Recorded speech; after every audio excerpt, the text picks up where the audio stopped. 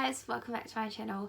So over the past few weeks there's been these little small steps that I've been making to try to encourage my recovery within anorexia, and I just wanted to make a quick video to share some of these things that I'm doing with you, as well as these are things that were mentioned in the weekly support group that I attend with my good friend Jen from Voices of Hope, as well as Millie Thomas from NDD. These are also just some things that I've found that I've been doing, or things that I was doing unintentionally to almost trigger myself to try engage in old behaviours that I'm trying to change.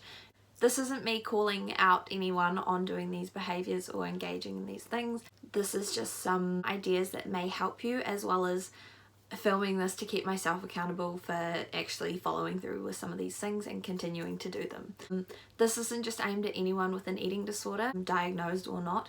This can be anyone, whether you struggle with your body image or food, anything along those lines. Here are some tips to sustain a healthy relationship with your body and food, as well as promote eating disorder recovery. So the first one I've got, and I know a lot of people with eating disorders use these religiously, they are all forms of calorie apps, BMI calculators, kind of just really unhelpful apps that you've got on your phone that I know we all use a lot, as well as exercise apps for the wrong intentions. And now I know even just having them on my phone is a temptation. So just deleting them is just removes it all, as well as putting up a kind of mental block in my brain saying, nope, okay, it's gone for good. Oh, that's only going to make me feel worse and increase the likelihood of me falling back into those old behaviours. With deleting things, I brought this up in the support group and actually had lots of people message me saying that they've done the same and that it's been really helpful and that it's actually like a massive weight off your shoulders. Pun intended. But going through your camera roll and deleting every single photo that you've used in a negative way, whether that be body checks or comparison photos. I don't know why exactly we tend to hold on to those photos, almost again to like purposely trigger ourselves. It actually just felt so good to go and delete every single one of them, and then delete them from my recently deleted too, so there's no going back after that, because there's absolutely no purpose to have those photos, no helpful purpose actually. And then stopping myself every time I do look in a mirror and feel the urge to body check or see how things have changed within the way that I look, even though logically I know that what I see is not what everyone else sees. And so just working on changing that behaviour, as it used to be for me personally a very habitual and almost compulsive behaviour. And something that Millie said in group that I can really relate to this is that if you give your eating disorder an inch, it's going to take a mile. So even if that's taking like a photo of outfit or low-key a body check, it's just going to start that behaviour all over again. And yeah, there's absolutely no purpose to doing it, no helpful purpose that's going to promote your recovery. It's only going to hold you back. For me, something that I found really helpful and something that I actually need to do is I need to get rid of my full-length mirror. I just need to turn around or take it out of my room for the time being. It's not helpful. At one point, I can't do that now because we're selling our house, but I had my entire mirror around decorated with kind of motivational quotes and my reasons of why I want to recover, as well as some photos that I printed off of kind of the good memories, like to remind me why I'm doing what I'm doing. And personally, I find quotes really helpful, and so I've also got a laminated like placemat that I have at the dinner table, so I actually have hardcore evidence there of why I'm doing what I'm doing, as well as those reminders there to just look over. And sometimes it's also a distraction to focus on the quotes rather than the actual food in front of me. Helpful distraction as a reminder.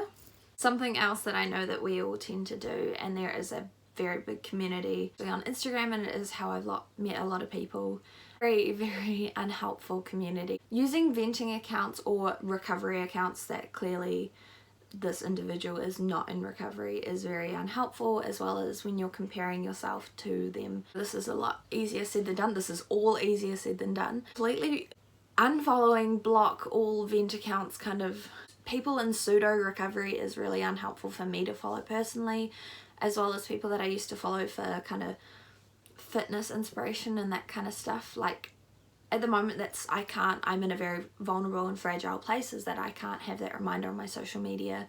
So I've just had to unfollow all of those people. I can still keep in contact with the people that I've met personally through those communities if they're doing well on Facebook and other social media platforms, but Instagram is just can be a very detrimental place. Something you can do as a replacement for that is actually follow people that are recovered. Not just what they had to go through during recovery, but what they've gained from recovery. I find that really helpful, seeing that pop up on my feed, again as a constant reminder of why I'm doing what I'm doing and reminding me that full recovery actually is possible, because majority of the time it feels completely impossible. Seriously, at the moment, what do we have to lose? Because living with an eating disorder is hell. On the topic of replacing things, replacing those fitness apps, very helpful apps. There is two that I am using at the moment. One is called Recovery Record and one is called Rise Up, I believe. And they are meal trackers. You also have the chance to log your emotions regarding that meal. And I find this really helpful to actually reflect on my emotions and the thoughts that are going through my head, and actually taking some time to sit down and think of it, because it's been so long that all these thoughts and emotions are just they just come normally, like they're my normal, which definitely is not normal. But so sitting down and actually thinking about them and taking that time is I found really helpful, especially with Recovery Record. My therapist is linked into it so she can see all of my meal logs, and I don't have to come in once a week and try and remember everything that's happened over the past week that may have prompted to different behaviours being used. That it's all there and she can look at it and she can actually comment on my logs. Something I did yesterday which was so good, and I have to 100% do another clear out. I went through and picked out all the clothes that I wore when I was very, very, very unwell, and that I know I do not fit at the moment. And it takes a lot to say this, but I know that I have no intention of fitting back into them, and I wasn't even going to give my eating disorders the satisfaction of trying those clothes on to just see if they fit. I know that would have sent me into an absolute meltdown, so I just chucked them all in a bag and dropped them off at the op shop, and it felt so good. And I know I've just found some more things that I need to do the same, and I definitely recommend doing that. It is really helpful, and it actually is something that you need to do once you start on your road to recovery. I'm really struggling with bloating at the moment, and so buying very baggy clothes. These are clothes in sizes that are a lot bigger than what I have previously worn, and buying them and just cutting the tags off straight away because I don't need that reminder. And it's very helpful, and again it's something that's been recommended to me by people that have been in the same position and have come out the other end.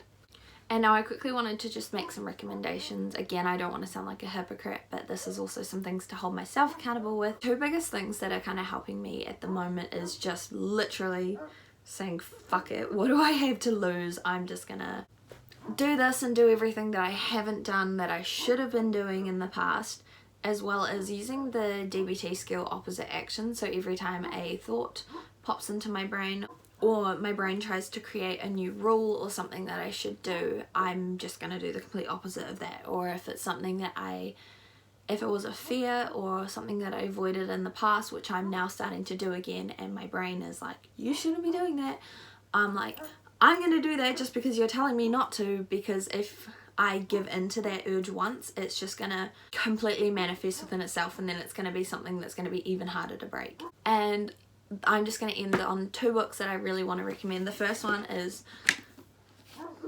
Rehabilitate, Rewire, Recover. I never know what order those three words are, but this is by Tabitha Farrar, and I cannot recommend this book enough. It is so amazing, and it also talks about all the physical complications of anorexia and just eating disorders in general, as well as some of the things that you go through during recovery, which is a really good reminder.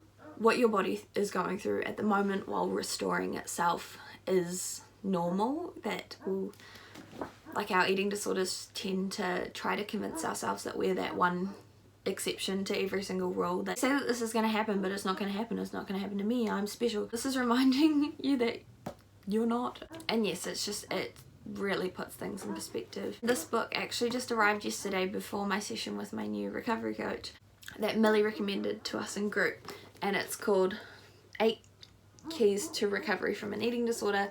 And I haven't actually read this yet, I've just flicked through it quickly, and it seems like it's all kind of journal prompts on self-reflection and being more aware of your eating disorder and what your eating disorders, I don't want to say given to you, but taken away from you. From the looks of it, it sounds incredibly helpful, and so I just wanted to share those little things with you that I found helpful as a reminder for someone else that may need this, as well as, like I said, to keep myself accountable, because this is hard. This is so hard. So these are just some small things, and they may seem really tiny, but I promise you that they do all add up. And this is me talking not from the past, but from what I'm doing right now and trying to do. But I just really felt like I wanted to put all of these ideas and suggestions into a video so they're all in one place for everyone else and myself too. Thank you very much. Remember to check out my Instagrams and the I Am Hope Facebook page. There are some really cool things coming out with I Am Hope. Seeing yet, we're now selling coffee and coffee mugs, which is really cool, and so I definitely checking them out. But yes, thank you so much. I hope you have a lovely day. Challenge some of those rules that your brain is throwing at you today.